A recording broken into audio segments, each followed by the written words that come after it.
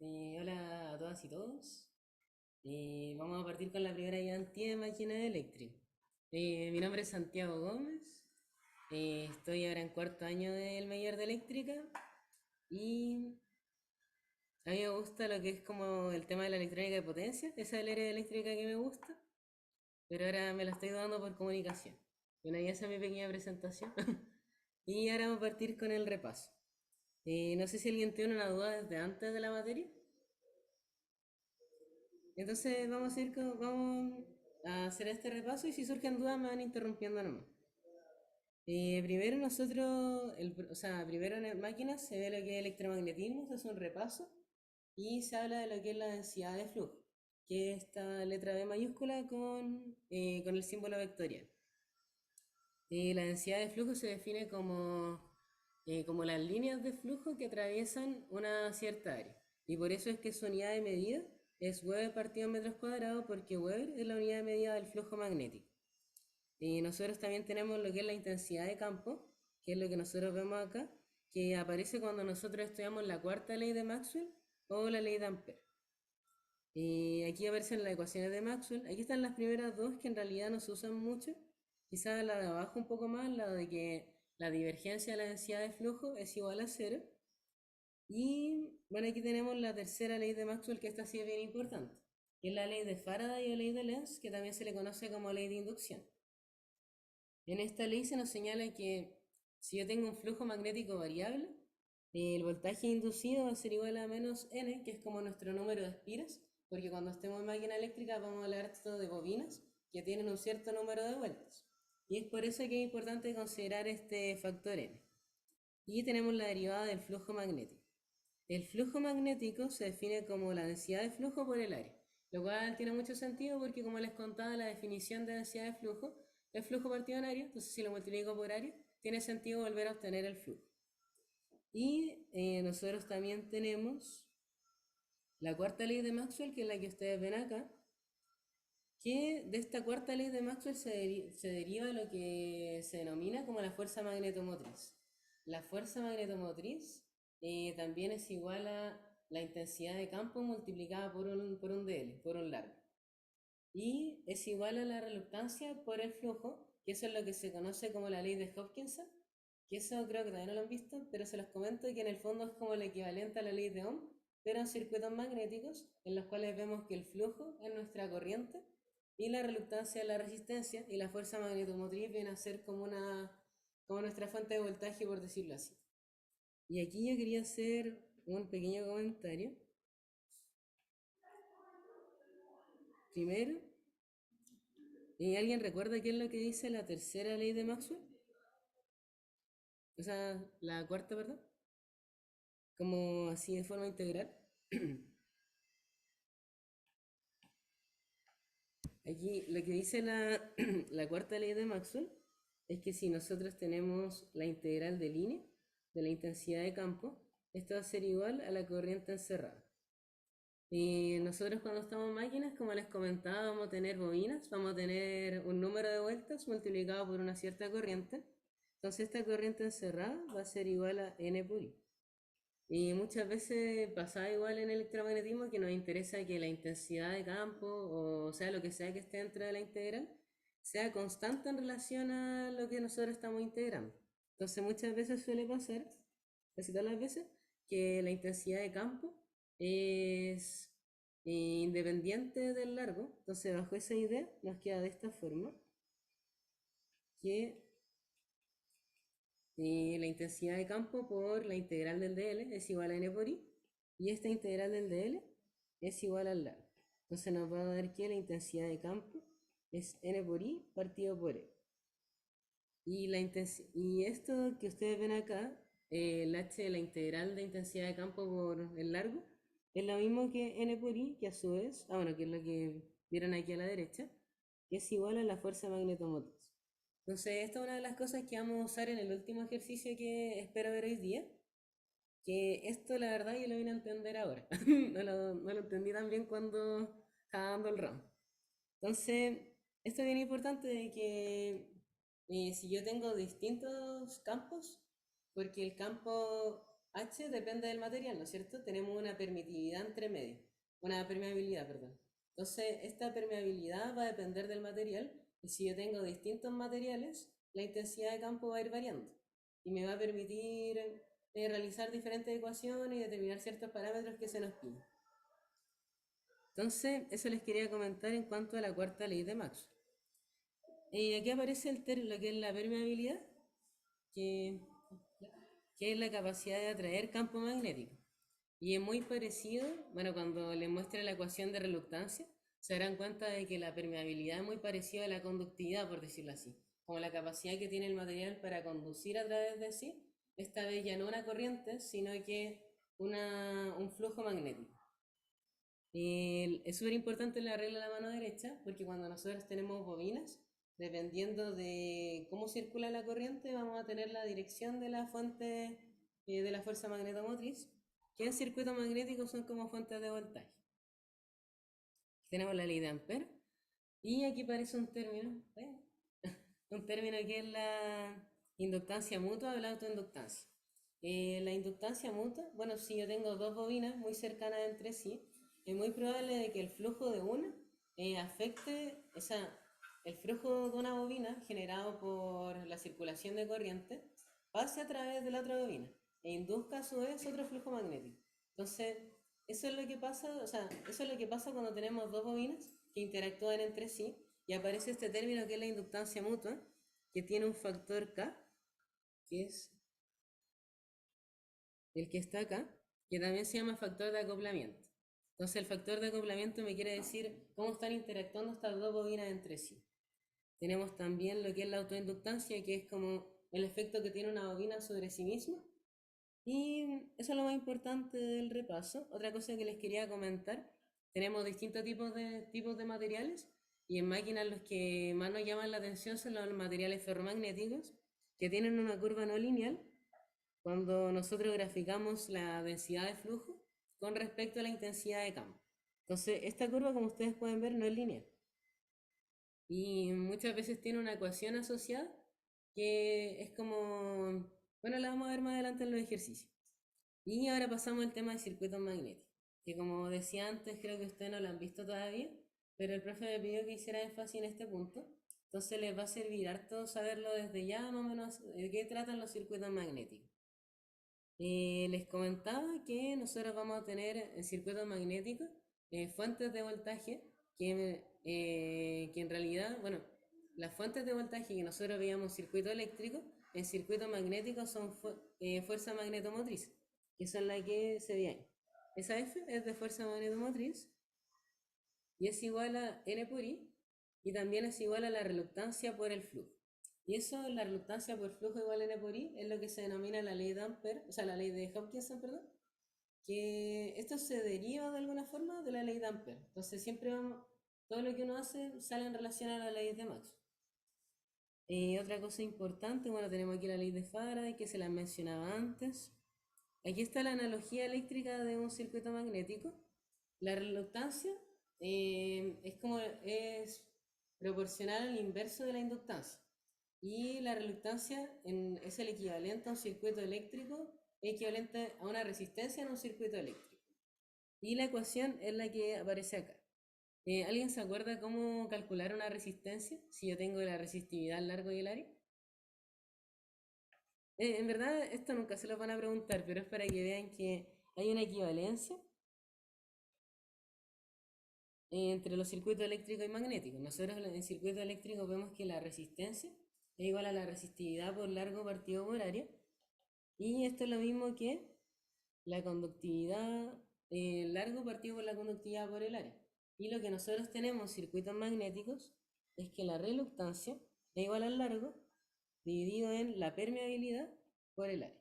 Entonces, es prácticamente la misma ecuación, solo que se diferencia en que ya no nos interesa la capacidad de conducir corriente, sino la capacidad de conducir flujo, y eso está asociado a la permeabilidad magnética.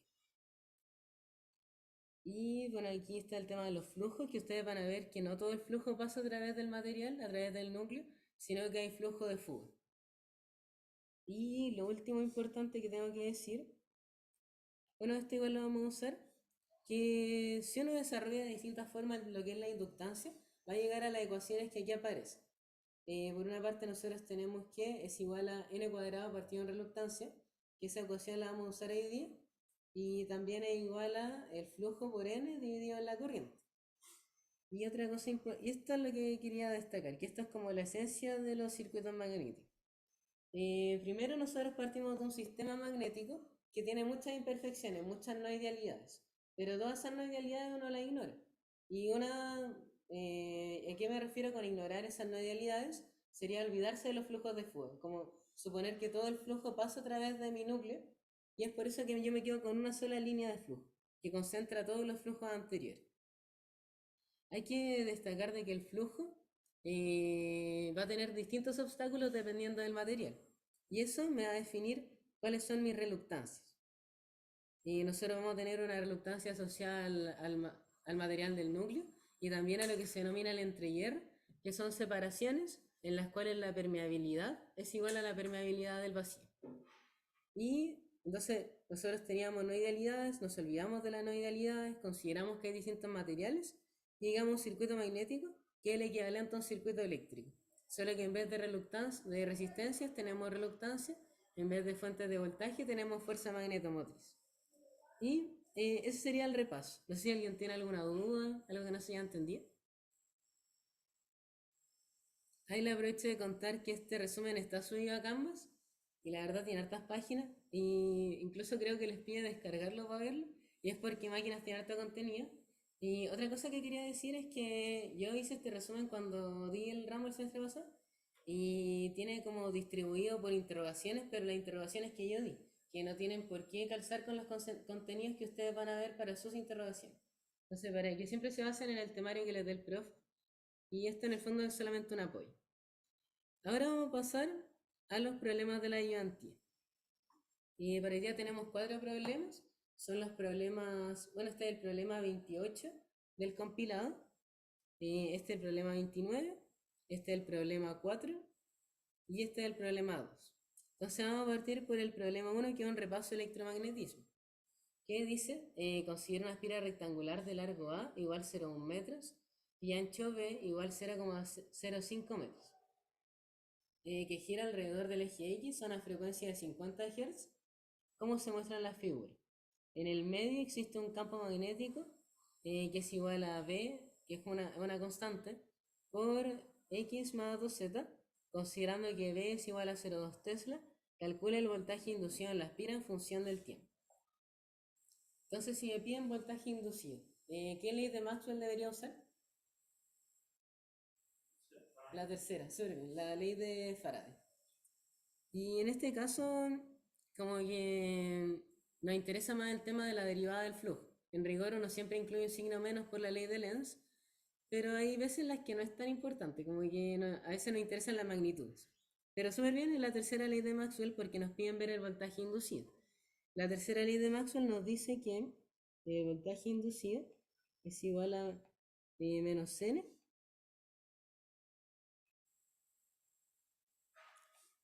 como que el menos n es un término que uno se le agrega en máquinas porque muchas veces vamos a tener bobinas que tienen una cierta cantidad de número de espiras, una cierta cantidad de espiras. Y por eso es que aparece este factor n. Pero en este caso, para efectos de este problema, este n es igual a 1 porque tenemos una sola espira. Otra pregunta que les quería hacer, ¿cómo puedo calcular el flujo magnético?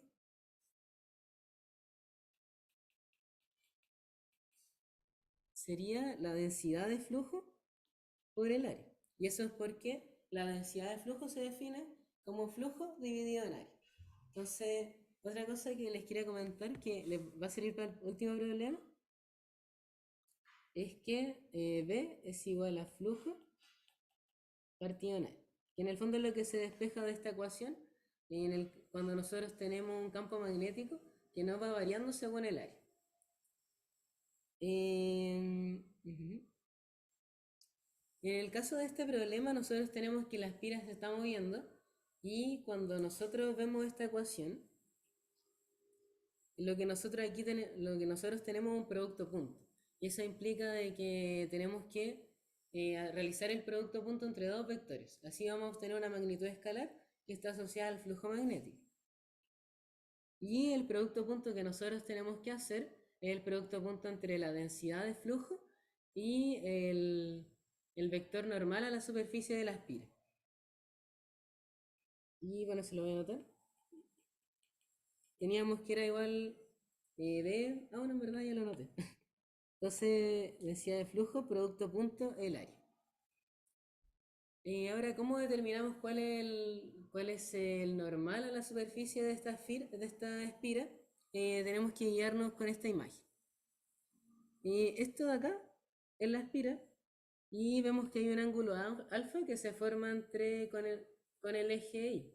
Entonces, nosotros vamos a tener que el vector normal es el de acá y ese ángulo alfa que nosotros veíamos abajo es igual a este ángulo alfa.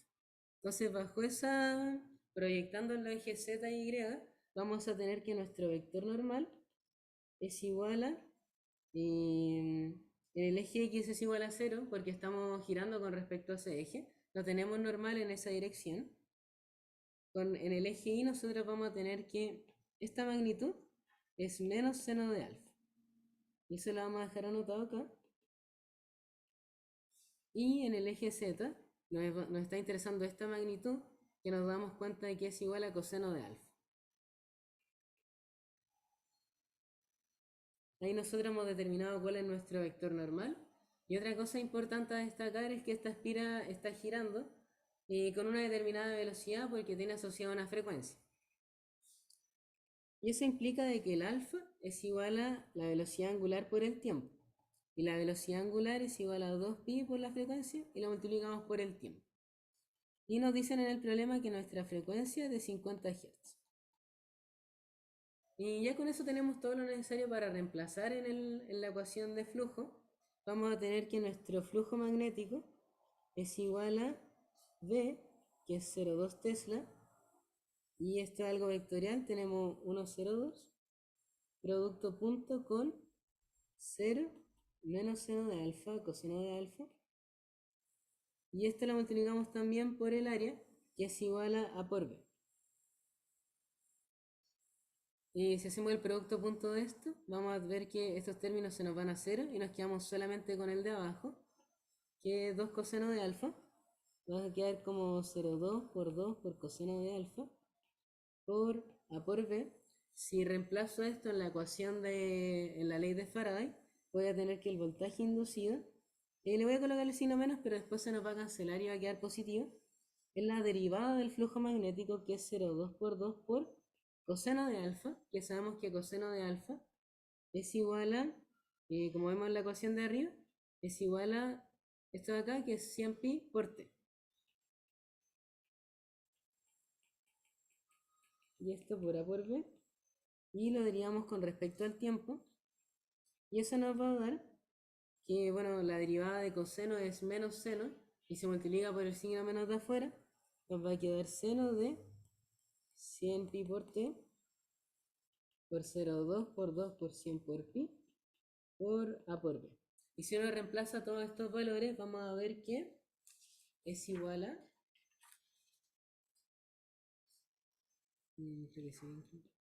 Vamos a ver que el voltaje inducido es igual a 0,628 por seno de 314,16 t. Entonces ese va a ser nuestro voltaje inducido. No sé si alguien tiene alguna duda del problema. ¿Sí? Una duda, el vector del flujo magnético, Y ya. ¿dónde sería ese 1,02? Es de la definición que nos dan del campo, o sea, de la densidad de flujo en esta parte. Ah, ya. ¿Sí? Entonces ahí sale el 1,02 y también ponderamos por 0,2. ¿No sé, hay otra duda? Entonces pasamos al otro problema. ¿Ah, sí? Sí. Ah, sí. Ya. Y bueno, este es el problema que vamos a hacer de electromagnetismo y como les contaba nos vamos a enfocar ahora en circuitos magnéticos. Y este problema de la prueba del año pasado, que... Ahí sale este problema. Y ahí yo lo robé. No, en verdad no lo robé, igual uno lo puede sacar. No sé si hay alguna duda.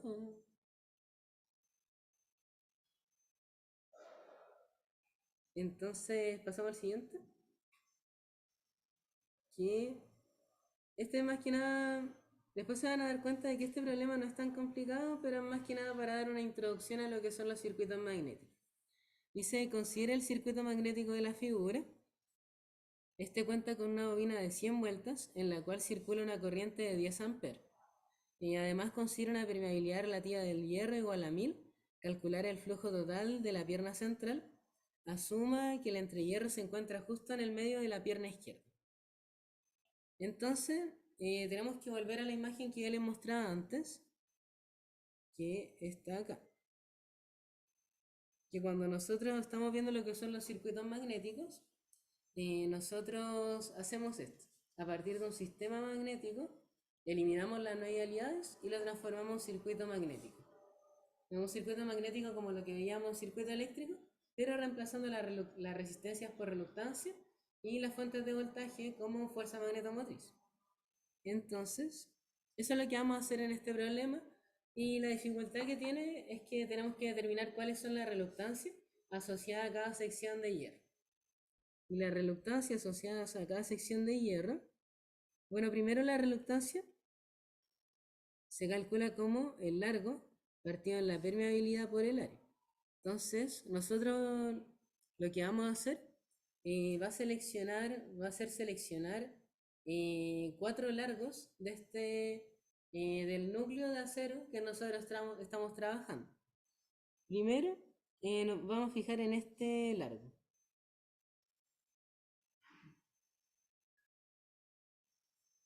En el largo de toda esa zona, que va desde A, o sea, desde B, pasa por C, por D y llega hasta A.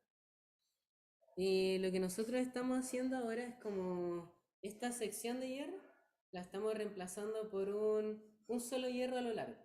Eso es como lo que uno hace mentalmente.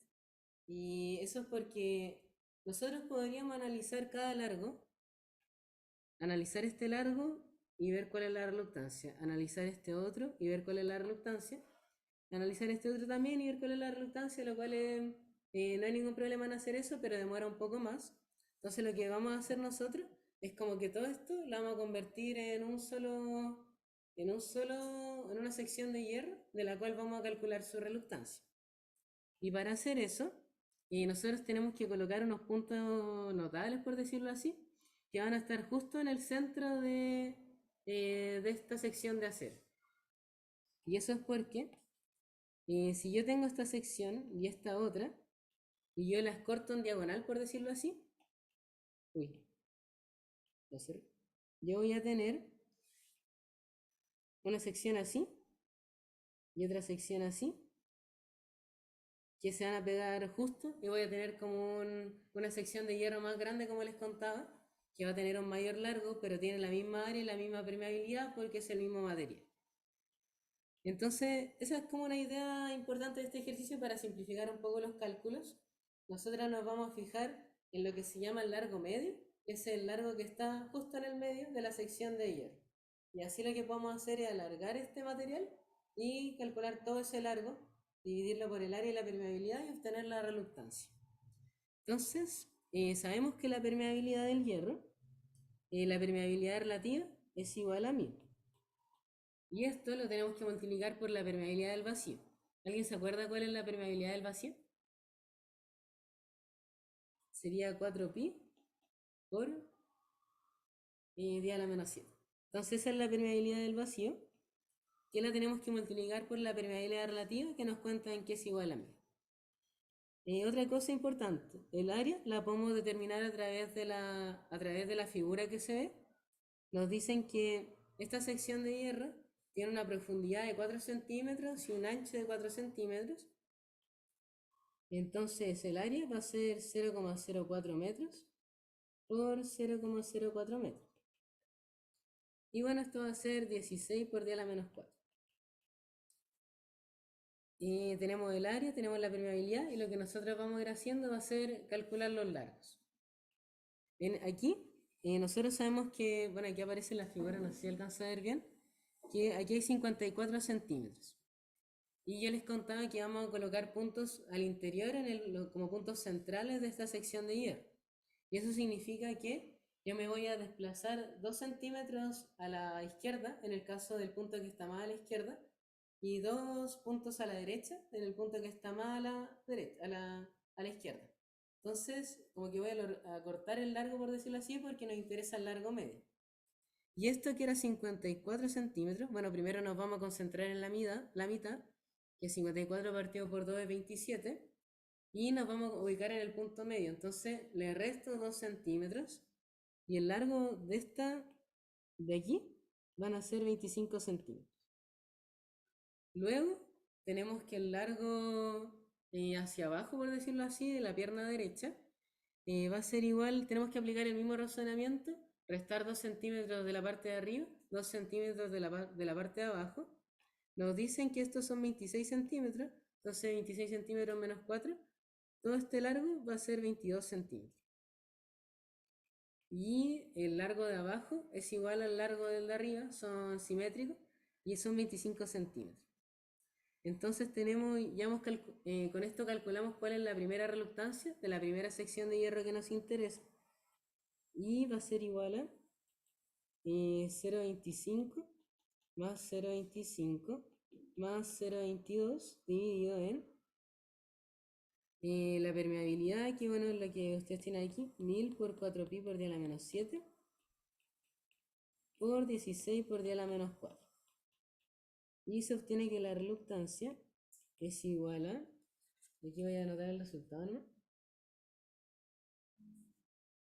Es igual a 358,099 kilos, y la unidad de medida de la reluctancia es Henry elevado a menos 1. ¿Y alguien se acuerda la unidad de medida Henry? ¿A qué magnitud está asociada? ¿Qué cosa tiene magnitud Henry? La inductancia, súper bien. O sea, unidad de medida Henry y la inductancia. Y eso es porque la reluctancia es el inverso multiplicativo, ¿se llama? De la inductancia. Después ustedes en máquinas van a ver una materia que es bien entretenida, que es conversión de energía electromecánica, que si ustedes tienen una reluctancia variable en un sistema magnético, el sistema va a buscar maximizar la inductancia y reducir la reluctancia. Entonces, esa parte es bien bacán. Y lo que ustedes necesitan saber para eso es calcular inductancia y reluctancia. ¿No sé, alguna duda? ¿Vale? Acá nos concentramos por donde va el flujo magnético, ¿cierto? Sí. Por eso no consideramos esos 2 centímetros. Sí, por eso no nos concentramos en los 2 centímetros. Y es también porque si yo me fijara la parte de más arriba, como que no. Ah, no, en realidad es lo que dices tú. Es porque por ahí pasa el flujo magnético. O sea, siempre podemos asumir que el flujo se va a concentrar como en el centro de. Sí, en el medio. Esa es como eso viene de la representación del circuito, que nos olvidamos de todas las no idealidades. Y nuestra idealidad es que pasa todo por el medio. Entonces, esa es la idea. Y lo que tenemos que hacer ahora es calcular los otros largos, dividir por el área de permeabilidad, y vamos a obtener las otras reluctancias. Entre el punto A y B tenemos el mismo largo que el que tenemos en la pierna derecha, que son de 22 centímetros. Y ya con eso podemos calcular nuestra segunda reluctancia, que va a ser igual a 0,22 dividido en la permeabilidad, 1000 por 4pi por 10 a la menos 7, por el área, que es 16 por 10 a la menos 4. Y esto va a ser igual a un valor que tengo anotado acá, que es 109,419 kilos Henry a la menos 1.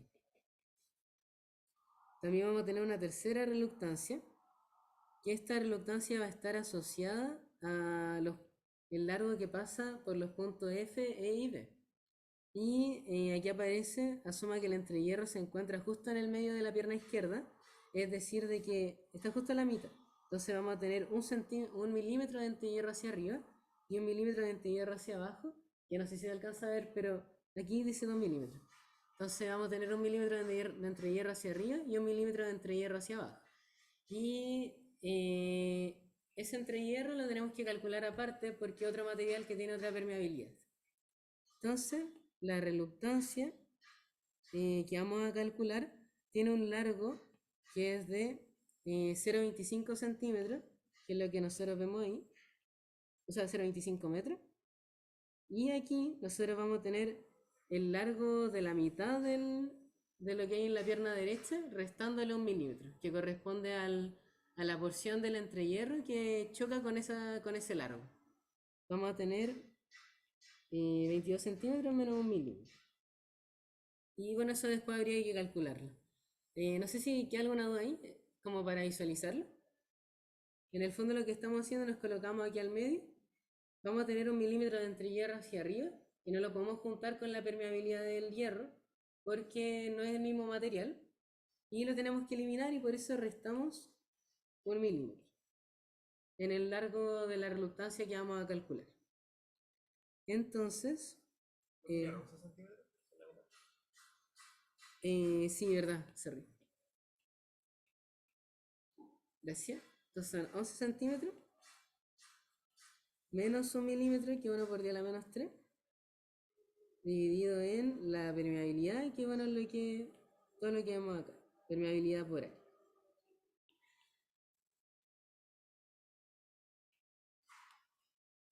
Y esto va a ser igual a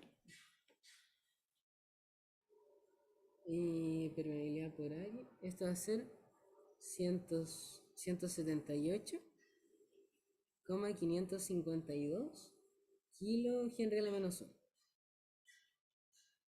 Y esta reluctancia que hemos calculado recién es igual a la reluctancia que nosotros tenemos abajo, porque se tiene el mismo largo, se tiene también la misma área y la misma permeabilidad. Entonces esta va a ser nuestra cuarta reluctancia, que es igual a la tercera reluctancia. Y por último nos queda ver la reluctancia del entrehierro. Y para calcular todas las reluctancias de todos los entrehierros que ustedes quieran ver, tienen que dividir por la permeabilidad del vacío. Entonces, nuestro entrehierro tiene un largo de 2 milímetros, como aparece aquí en el problema, son 2 milímetros. El área es la misma, la sección transversal es la misma para todo el núcleo, entonces esto nos va a quedar como 2 por 10 a la menos 3, dividido en el área, que es 16 por 10 a la menos 4, y ahora la permeabilidad es la del vacío, que es 4pi por 10 a la menos 7.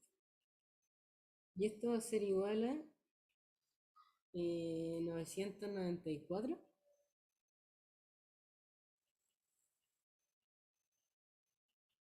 kilos Henry a la menos 1. ¿Y qué es lo que podemos ver acá? Que la reluctancia que hay en el entrehierro suele ser, no, en verdad, siempre pasa que va a ser mayor a la reluctancia del hierro. Y eso es porque el hierro tiene una mayor permeabilidad.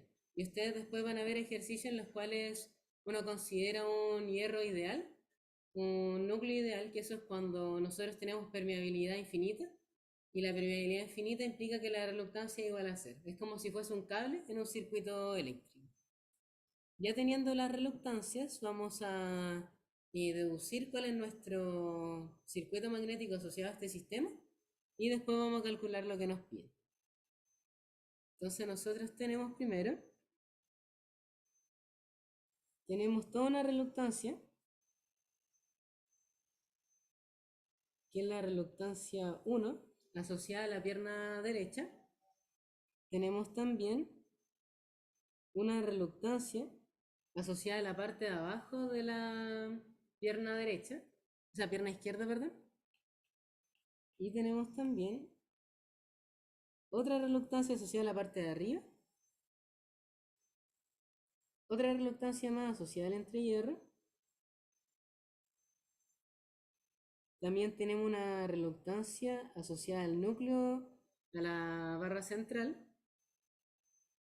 Y por último tenemos una bobina acá. Y las bobinas son como nuestras fuentes de voltaje. ¿Alguien se acuerda cómo determino cuál es la dirección de la bobina? O sea, hacia dónde va el flujo. Con la regla a la mano derecha. Entonces, como la corriente está entrando por ahí, el flujo irá hacia arriba. Y esto lo vamos a dibujar así. La fuerza magnetomotriz que aporta esta bobina es igual a el número de vueltas por la corriente. Esta era la reluctancia 2, creo. La reluctancia 2. Esta es la reluctancia 3, reluctancia 4 y reluctancia 5. Y nos piden calcular el flujo en la barra central, que sería lo de acá. Entonces el flujo, como ustedes, o sea, ustedes van a ver la próxima clase, lo que es la ley de Hopkinson, que nos dice de que N por I es igual a la reluctancia por el flujo magnético. Y esto, como les comentaba al inicio, es muy parecido a la ley de Ohm, solo que aplicada a circuitos magnéticos. El voltaje es nuestro N por I, nuestra resistencia es la reluctancia y la corriente es el flujo magnético. Y lo que tenemos que hacer acá es calcular cuál es nuestra reluctancia equivalente, lo dividimos por el N por I y vamos a obtener cuál es nuestro flujo en la barra central. Entonces, uno aquí lo que sigue es circuito netamente, vemos que estas resistencias están en serie, esta otra resistencia va a estar en paralelo con la otra resistencia en serie, y una vez que hemos calculado ese paralelo entre las dos, van a estar en serie con la reluctancia de acá. Entonces, la reluctancia equivalente va a ser igual a R3 más R4 más R5 paralelo con R1 más R2. Y no sé si a alguien le queda una duda en ese paso. En el fondo, lo que yo estoy haciendo es junto todo esto en una sola reluctancia. Después calculo el paralelo entre las dos. Y calculo el paralelo entre las dos y lo sumo en serie con esta reluctancia. Y así se obtiene la reluctancia equivalente. Y una vez que uno obtiene la reluctancia equivalente, hay que aplicar la ley de Hopkinson para despejar nuestro flujo, que sería el flujo en la barra central. Entonces uno va a tener que el flujo en la barra central es igual a N por I dividido en la reluctancia equivalente, que son todos estos términos. Era más grande lo que pensé. Y ahí lo que uno tiene que hacer ahora es despejar, reemplazar los valores de las reluctancias, reemplazar el número de vueltas y la cantidad, y la corriente que circula por esta bobina. Y cuando uno hace eso, obtiene que el flujo es igual a 2,54 por 10 a la menos 3.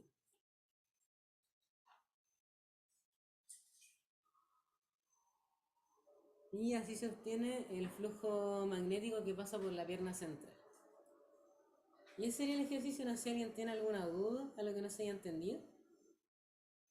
En el fondo este ejercicio es para introducirlo en lo que son los circuitos magnéticos, que no son más que un circuito eléctrico, pero que en vez de corriente tiene flujo magnético, en vez de voltaje tiene fuerza magnetomotriz, y en vez de resistencia tiene reluctancia. Y no sé si queda alguna duda, ¿sí? Henry a la menos 1, que es el inverso de Henry, que Henry es la unidad asociada a la inductancia. Y eso es porque son inversamente proporcionales. ¿Y alguien más, alguna duda por ahí? Entonces, pasamos al siguiente problema. Algo que quería decir es que siempre tengan en mente que esto es una aproximación, que en rigor nosotros vamos a tener flujo de fuga, vamos a tener un montón de fenómenos, que uno simplemente lo ignora y considera que todo el flujo pasa por el medio, que todo funciona bien. Entonces, eso es algo importante. Y ahora pasamos a este otro problema que es más entretenido, que dice, la figura 3 corresponde a un transformador con núcleo de acero laminado en frío y considerando un conductor ideal, como les contaba, que eso es cuando la permeabilidad tiende a infinito del flujo magnético. Quería decir algo, bueno, transformador lo van a ver más adelante, y esto en verdad, uno podría quitar la palabra transformador y no le afecta nada al problema. Lo que sí, lo que me gustaría comentar un poco es que aquí dice que el acero está laminado. Y eso es porque ustedes van a ver que cuando cuando pasa flujo magnético a través de un núcleo, vamos a tener que se inducen corrientes en las secciones transversales. Y estas son corrientes de pérdida que se conocen como las corrientes de Foucault. Y para disminuir esa pérdida, lo que nosotros hacemos es laminar el núcleo, es decir, tener pequeñas áreas que compongan esta sección transversal. Entonces eso después lo va a demostrar el profe porque tiene una demostración bien, o sea, no es larga, pero no me la sé, así que el profe la va a mostrar. Y eso con respecto al acero, ¿por qué el acero tiene que estar laminado? Es como para disminuir las pérdidas de Foucault. Y nosotros también bueno, nos dicen que los valores de N1 es igual a N3, lo cual es igual a 2N2, lo cual es igual a 500. G1 y G2, G3, se les coloca G porque están asociados con gap, que gap es el entrehierro. Entonces tenemos un entrehierro, bueno, tenemos tres entrehierros asociados a G1, G2, G3. G1 es igual a 2G2, que es igual a 2G3, que es igual a 4 milímetros. Tenemos un área de 1000 milímetros al cuadrado y nos piden calcular la autoinductancia en N1 y la inductancia mutua entre N2 y N3. Entonces, yo les comentaba antes que la inductancia, cuando estamos hablando de autoinductancia, que es decir, el efecto que tiene una bobina sobre sí misma, es igual a N cuadrado dividido por la reluctancia. Eso es igual a la inductancia. Y si ustedes se fijan de acá, aparece lo que les comentaba antes, de que la inductancia es inversamente proporcional a la reluctancia. Y en cuanto a la inductancia mutua, yo les comentaba que es igual a un K, que es un factor de acoplamiento multiplicado por, supongamos que esto es entre 1 y 2, L1 por L2. Entonces es la raíz cuadrada de la multiplicación de las autoinductancias multiplicadas por un factor de acoplamiento, que ahí les voy a enseñar una técnica para determinar cuál es ese factor de acoplamiento. También hay otras formas de determinar la inductancia mutua, como aparece en esta página, que nosotros podemos multiplicar por, si yo, bueno, ahora lo van a ver, cuando uno calcula inductancia, autoinductancia o inductancia mutua, uno está aplicando el principio de superposición que ustedes aprendieron en circuito. El principio de superposición es una técnica que es un principio que se utiliza para circuitos lineales, que yo puedo apagar fuentes dependientes, calcular cómo es la excitación de esa fuente independiente en un cierto punto, y después voy prendiendo fuentes y voy sumando, superponiendo en la excitación que ejerce cada una de esas fuentes independientes en un cierto punto. Eso es lo que se conoce como superposición y es lo que nosotros vamos a aplicar. Y bueno, bajo esa idea van a tener más claro cómo se origina esta fórmula. Bueno, igual no la vamos a usar como aquí, pero, pero vamos a usar otra que también van a entender cómo se usa. Entonces, lo que tenemos que hacer ahora es, asociado a este sistema magnético, determinar cuál es el circuito magnético. Entonces, nosotros vamos a tener una bobina asociada a N1 por I1. Vamos a tener también una reluctancia asociada al primer gap. Vamos a tener también otra reluctancia asociada al gap 3.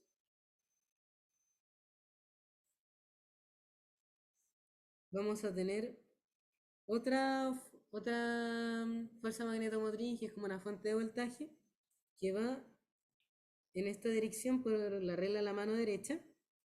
Aquí tenemos otra bobina, particularmente en esta bobina, no nos dicen cuál es la dirección de la corriente. A nosotros siempre nos tienen que decir para dónde va la corriente, si va entrando o saliendo, para determinar cuál es la dirección del flujo magnético.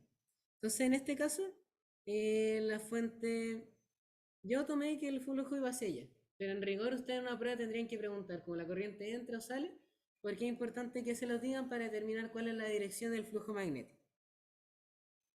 Entonces, yo la coloqué hacia abajo, coloqué una reluctancia, que esta es la reluctancia 2. Esta bobina está asociada a N2 por I2 y esta bobina está asociada a N3 por I3. ¿Ah?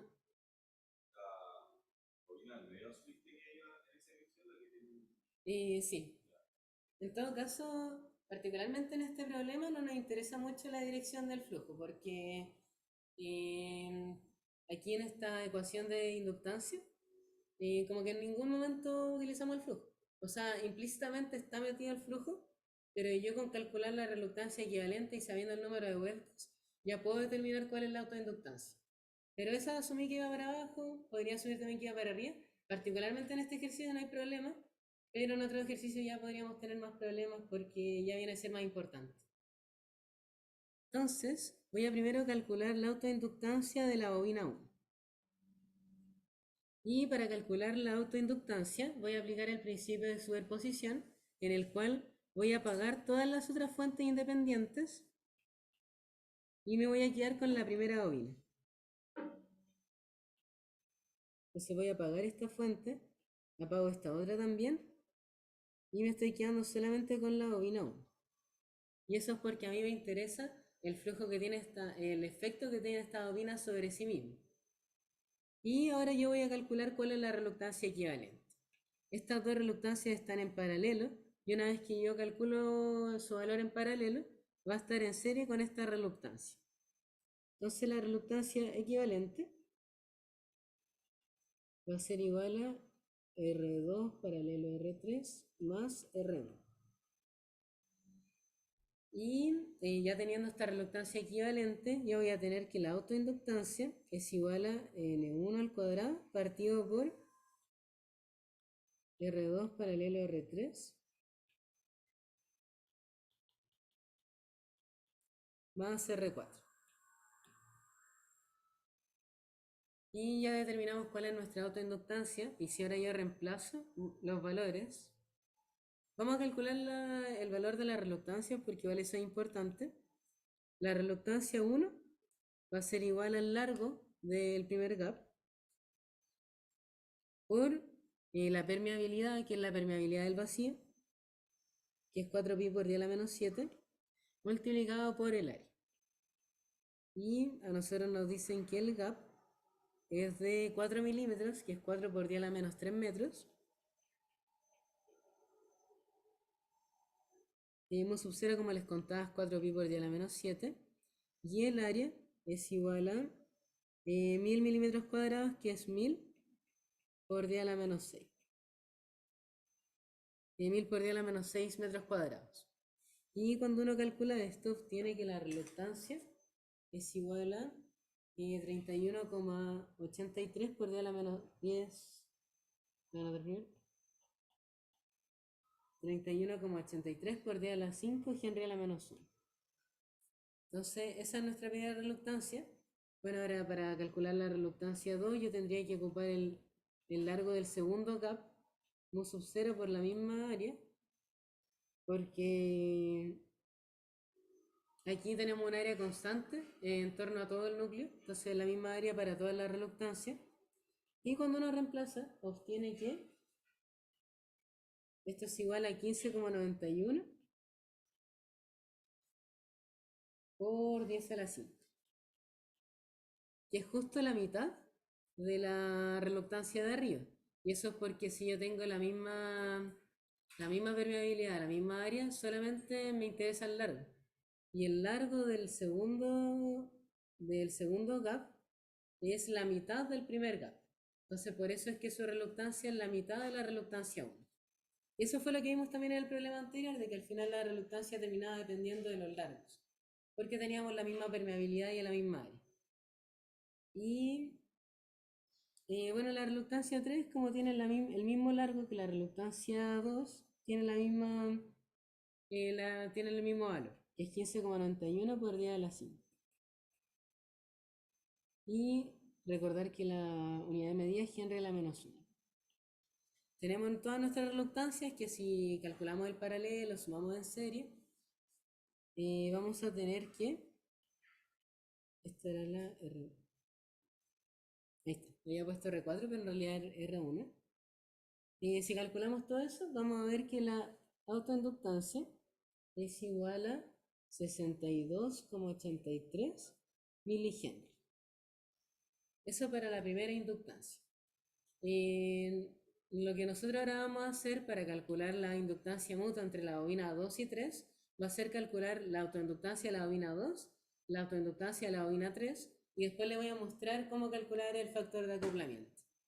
Entonces, para calcular la autoinductancia de la bobina 2, yo tengo que apagar todas las bobinas excepto la segunda bobina que es la que me interesa.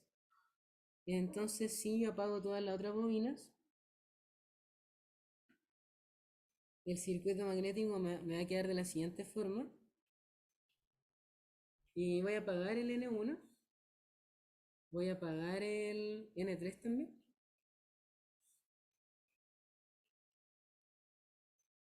Y voy a calcular la autoinductancia, que va a ser igual a N2 al cuadrado dividido en R1 paralelo a R3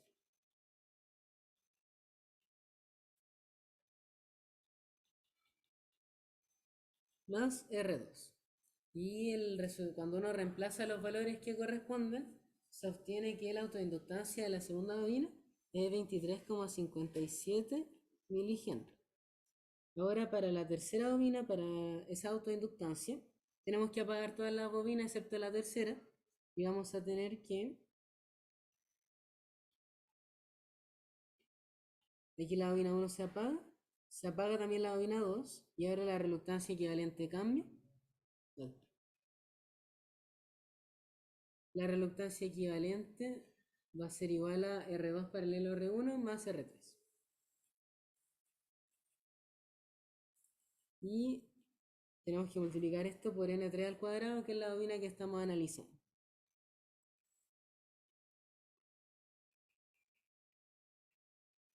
Y el valor de esto es 94,27 milihenry. Y ya tenemos todo lo que son las autoinductancias. Y para calcular la inductancia mutua vamos a usar lo que es el factor de acoplamiento. El factor de acoplamiento es algo que se relaciona con cómo están interactuando estas dos bobinas. Entonces la pregunta que yo me tengo que hacer es, me interesa el factor de acoplamiento entre 2 y 3. La pregunta es, si yo apago la bobina 1 y 3, ¿qué flujo generado por la bobina 2 está pasando por la bobina 3? Y después la otra pregunta que me tengo que hacer es, si apago la bobina 1 y 2, ¿qué flujo generado por la bobina 3 está pasando por la bobina 2?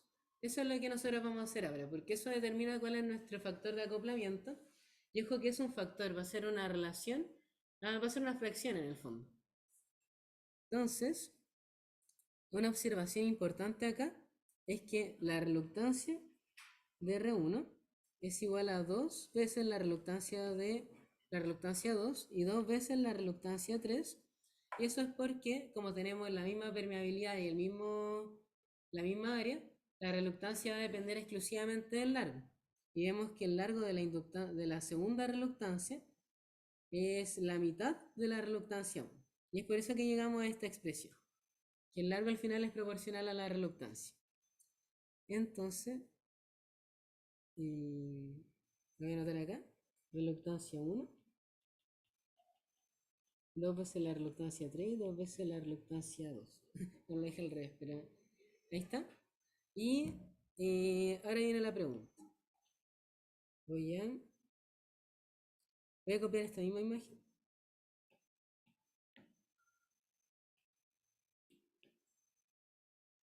¿Se acuerdan del divisor de corriente del circuito? Esa es la que nosotros vamos a tener que aplicar acá. Que nosotros, como les decía, tenemos que preguntarnos si yo apago la bobina 1 y 2, ¿qué fracción del flujo generado por N3 pasa por la bobina, por la reluctancia 2? Bueno, que por la bobina 2, mejor dicho. Que bueno, justo coincide que está la reluctancia 2 ahí. Entonces, el divisor de corriente, como ese factor por el cual uno multiplica, a lo mejor les voy a mostrar de otra forma. El flujo 2, que pasa por la bobina 2, es igual al flujo generado por la bobina 3 y ahora aplicamos lo que es el divisor de corriente. La corriente que pasa por acá, que en este caso el flujo que pasa por acá, es el flujo que pasa por aquí, multiplicado por R1 dividido en R1 más R2.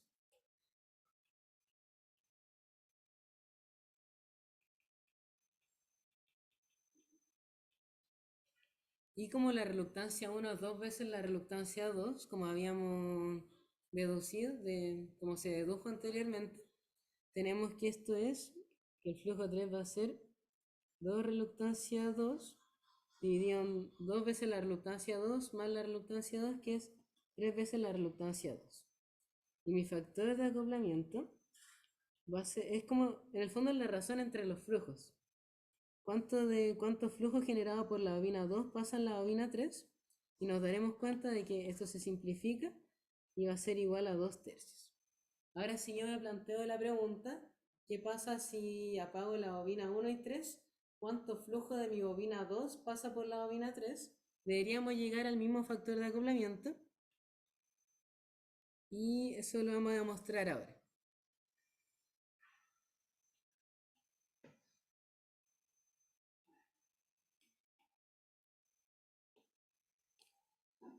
Entonces nos interesa el flujo de acá, que es nuestro flujo 3, por decirlo así. Tenemos que el flujo 3 es igual a el flujo generado por la bobina 2 por la reluctancia 1 dividido en la reluctancia 1 más la reluctancia 3. Y como la reluctancia 3 es, o sea, como la reluctancia 1 es dos veces la reluctancia 3, podemos reemplazar. Nos va a quedar flujo 2, dos veces la reluctancia 3, dividido en 3 veces la reluctancia 3. Se simplifica la reluctancia y nos va a quedar que el factor de acoplamiento, que ahora lo hemos calculado como la razón entre flujo 3 dividido en flujo 2, es igual a 2/3. Sigue el mismo factor de acoplamiento, lo cual tiene mucho sentido porque el efecto que ejerce una bobina sobre la otra debería ser el mismo efecto que ejerce esta bobina sobre la primera, que más o menos es la idea. Ya teniendo este factor de acoplamiento, lo que nosotros vamos a hacer es calcular la inductancia mutua. La inductancia mutua era el factor de acoplamiento, que en este caso 2/3, por la raíz de la autoinductancia 2, que nosotros calculamos que era 23,57 mili, por la autoinductancia 3, 94,27 mil.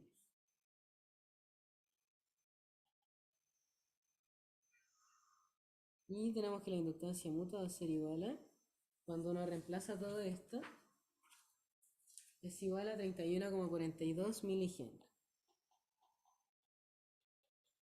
Y ahí hemos concluido el ejercicio. No sé si alguien tiene alguna duda. Yo creo que lo... ¿Así? ¿Por qué dejó de afectar en todo esto la bobina 1? O sea, ¿por qué apagamos la bobina 1 también? ¿También? Es porque nosotros estamos analizando el efecto que ejerce la bobina 3 sobre la bobina 2, por ejemplo. Y la bobina 1 ya nos deja de importar y si la dejamos prendida, no estaremos analizando el efecto exclusivamente de la bobina 3. La bobina 1 también va a ejercer un efecto y por eso es que la tenemos que apagar también.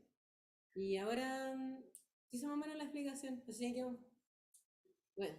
Si al final queremos calcular como toda la inductancia mutua, el efecto de la 1 en la 2 y de 3 en la 2. Ya. Yo lo que te diría, o sea, no he visto como... No me acuerdo ningún ejercicio en este momento en que se vea como el efecto de dos bobinas sobre otra, por ejemplo. Pero... No sé, según yo, y quizá me pueda estar equivocando, no hay como ningún obstáculo físico para que eso pase, como que igual estas dos pueden inducir un flujo en la otra. Y bajo esa idea habría que tener las dos bobinas prendidas, eso es lo que yo pienso, si es que hubiera algún problema de ese tipo. Y ahora no sé cómo cambiaría la ecuación, quizás sea como multiplicando las tres autoinductancias y sacándole la raíz. Ahí yo, es que yo diría que es como algo así, pero no he visto ningún ejercicio de ese tipo. Y tampoco Según yo, no hay como ningún obstáculo físico para que eso pase, pero no te podría asegurar. Pero si es que llega a pasar, te diría hacer, te sugeriría cómo hacer eso. Y sumando la inductancia mutua, como 1/2, 3/2, sería la suma, bueno. Ah, y así es igual estaría bueno. Y me dan ideas para después hacer problemas que bien proponer. ¿Sí? Entonces la inductancia mutua siempre se calcula entre dos bobinas, no es que tres más. Por lo menos con la ecuación que nosotros estamos usando, sí. Bien. Y yo por lo menos no he visto problemas de la otra, quizá yo creo que naturalmente la ecuación cambiaría. Ya. Entonces para efectos de este curso vamos a considerar solo dos bobinas. A no ser que en la tarea, ya me dieron la idea, podría aparecer tres bobinas. Ah, no, no, pero en verdad no sé. Tendría que estudiarlo. Y bueno, eso con respecto al problema.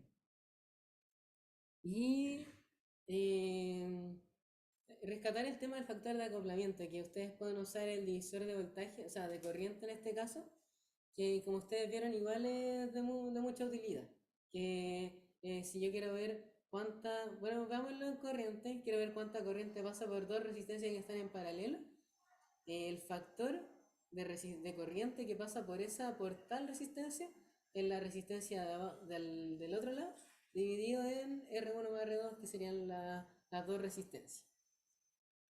Y ahora pasamos a otro problema, que este problema me gustó harto, que dice que el núcleo central del circuito magnético de la figura 4 está dominado con 800 espiras. Esta es una parte del problema 4, porque el problema 4 primero parte suponiendo una permeabilidad en el acero y calcular como lo hicimos en los problemas anteriores. Y después, eh, calcular cuánta corriente se necesita. Eso yo creo que ustedes ya lo pueden hacer con los problemas anteriores y es por eso que me enfoqué en esta parte del problema, que es cuando nosotros tenemos una relación entre la densidad de flujo y la intensidad de campo no lineal.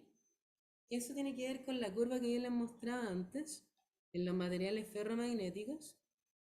Los materiales ferromagnéticos tienen unas curvas de histéresis que son las que ustedes ven acá, como que el camino de ida no es el mismo del camino de vuelta.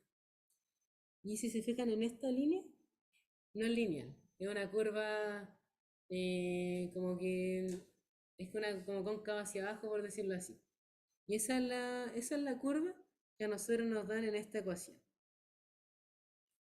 Y lo que nosotros vamos a hacer es aplicar la ley de Ampère. ¿Cuál era la ley de Ampère? Tenemos una integral de línea, la intensidad de campo en un cierto largo, y esto es igual a la corriente encerrada, que en caso de máquina siempre vamos a tener, muchas veces vamos a tener bobina, casi todas las veces vamos a tener bobina, y va a ser n por la corriente que circula por la bobina.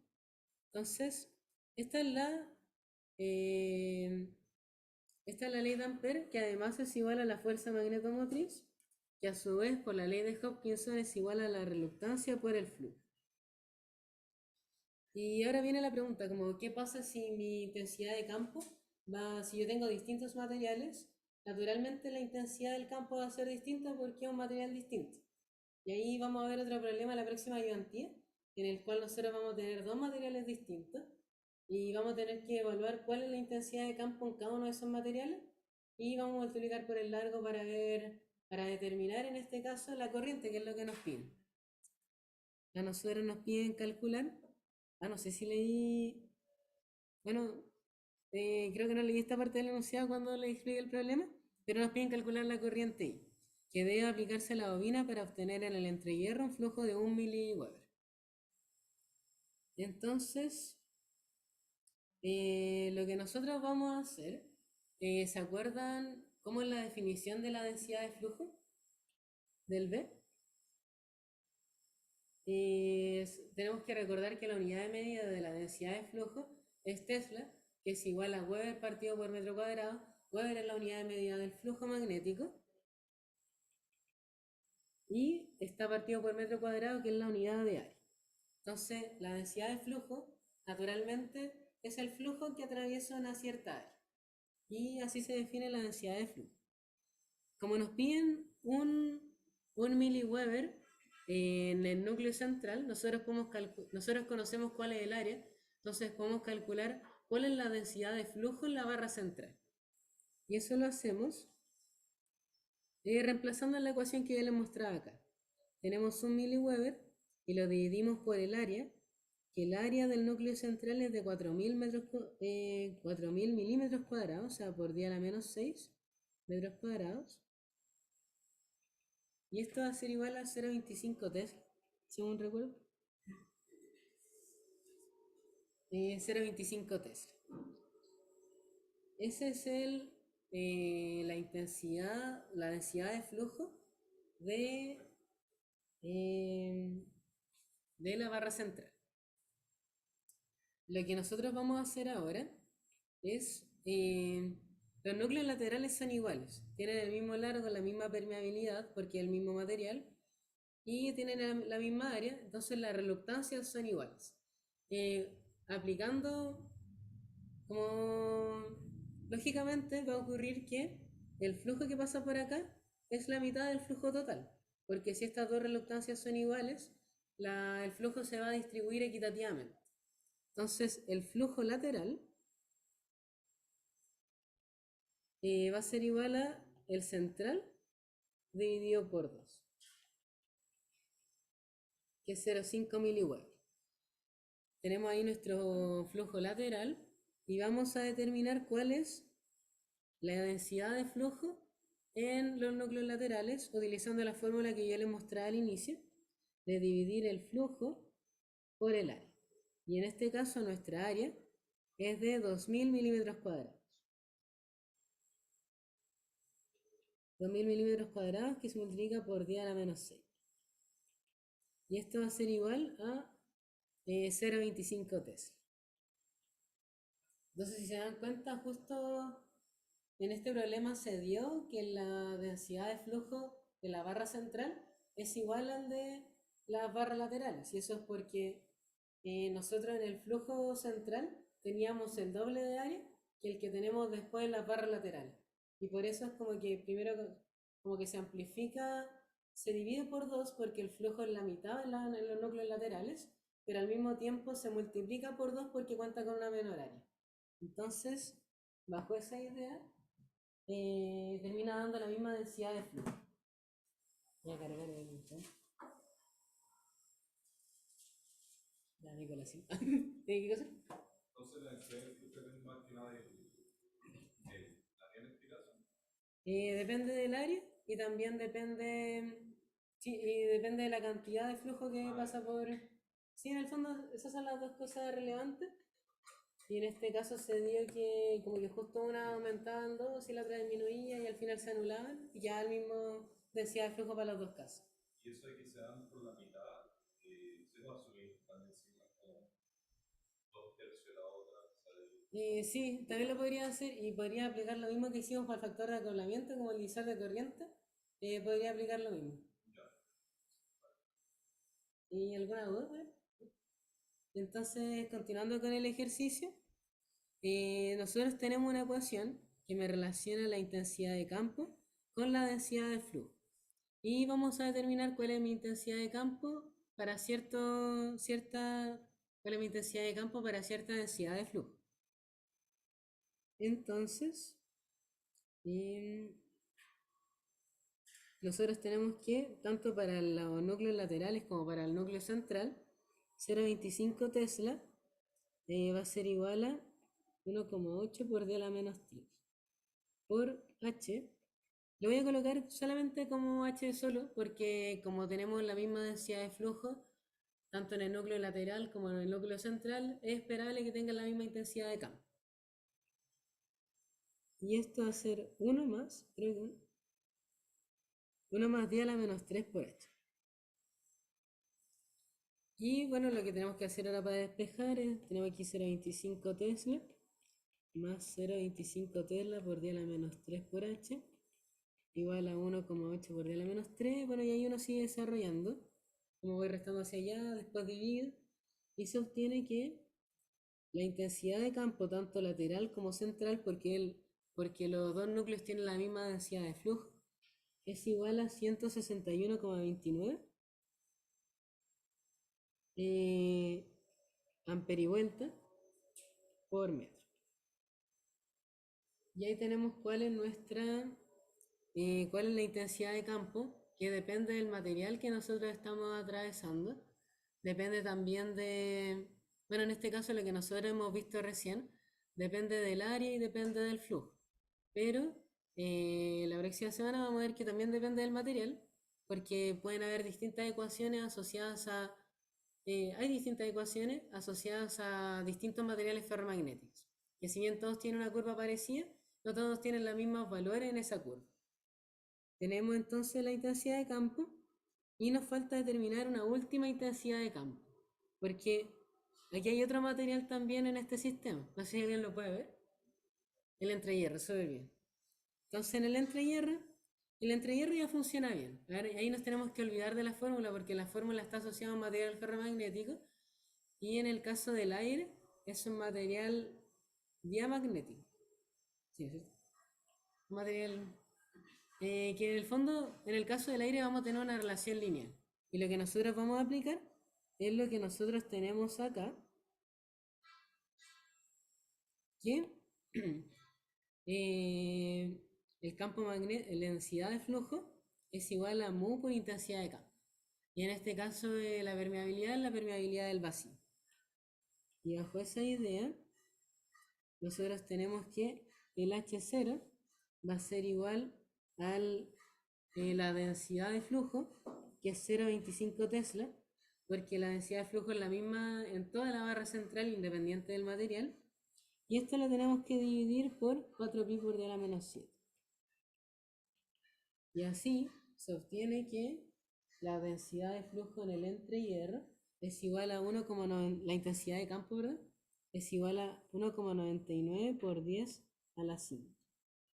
Entonces, si se fijan, aquí hay algo bien interesante, como que en el gap, en el entrehierro, hay como una densidad de flujo demasiado alta. Entonces, bajo ese hay una intensidad de campo demasiado alta. Entonces, bajo esa idea, es natural que hayan flujos de fuga, como ustedes lo van a ver después. Es natural que el material no... Porque el aire no tiene la capacidad para contener todo ese flujo. Entonces, es por eso que se generan los flujos de fuga que lo van a ver después, que son una pérdida que se genera cuando tenemos los entrehierros. Es como que se expande. Incluso lo podemos ver en esta imagen. Uy, sorry, como que lo voy... Ahí está. Sería en esto. Como que se abre ese flujo. Y obviamente, naturalmente va a pasar eso porque es tan intenso el campo de que es muy difícil que el aire contenga todo ese campo. Y ya tenemos todas las intensidades de campo asociadas en el problema. Y lo que tenemos que hacer ahora es aplicar la ley de Ampère. Entonces, vamos a aplicar la ley de Ampère, pero de una manera un poco distinta. Como tenemos distintas intensidades de campo, vamos a ir sumando los largos por la intensidad de campo en ese largo. Y esto es muy parecido a la ley de Myers, circuito magnético. Eso igual es bien interesante que lo vayan recordando. Entonces, hay que hacer algo. Bueno, lo voy a dejar aquí.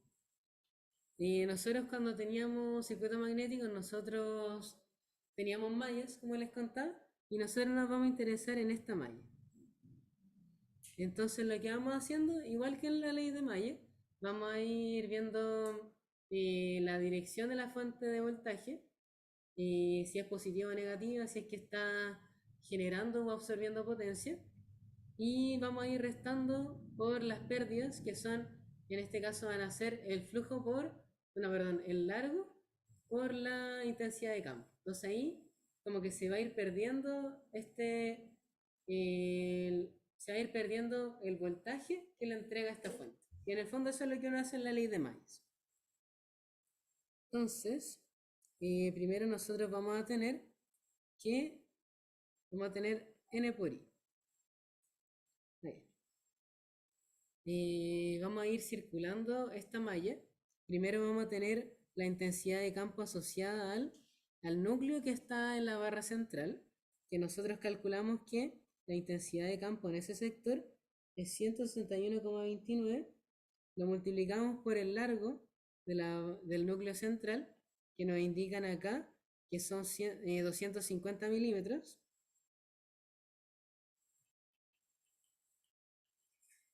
vamos a sumar ahora. Bueno, ya multiplicamos la intensidad de campo por el largo. Ahora vamos con el otro material, que sería el entrehierro. En el entrehierro nosotros tenemos una intensidad de campo de 1,99 por 10 a la 5 por un largo de 1 milímetro, que es 10 a la menos 3. Más la intensidad de campo de los núcleos laterales, que es igual a la intensidad de campo en el núcleo central, que es de 161,29 por 250 por 10 a la menos 3. No, perdón. Es 161,29 y lo tenemos que multiplicar por el largo del núcleo lateral, que son 700 milímetros. Entonces esto sería 700 por 10 a la menos 3. Y esto va a ser igual a la corriente que yo estoy encerrando. Y la corriente que yo estoy encerrando tiene un número de vueltas que nos dicen que la bobina tiene 800 espiras. Y nos piden calcular cuánto es la corriente. Entonces lo multiplico por una corriente que es mi incógnita.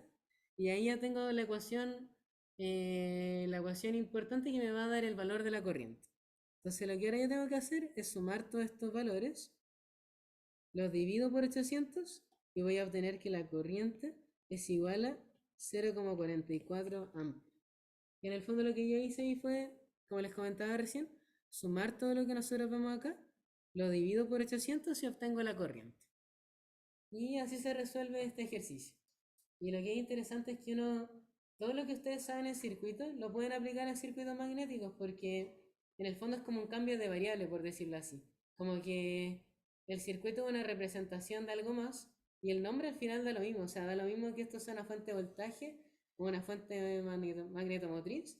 Si la representación es la misma, se utilizan las mismas técnicas.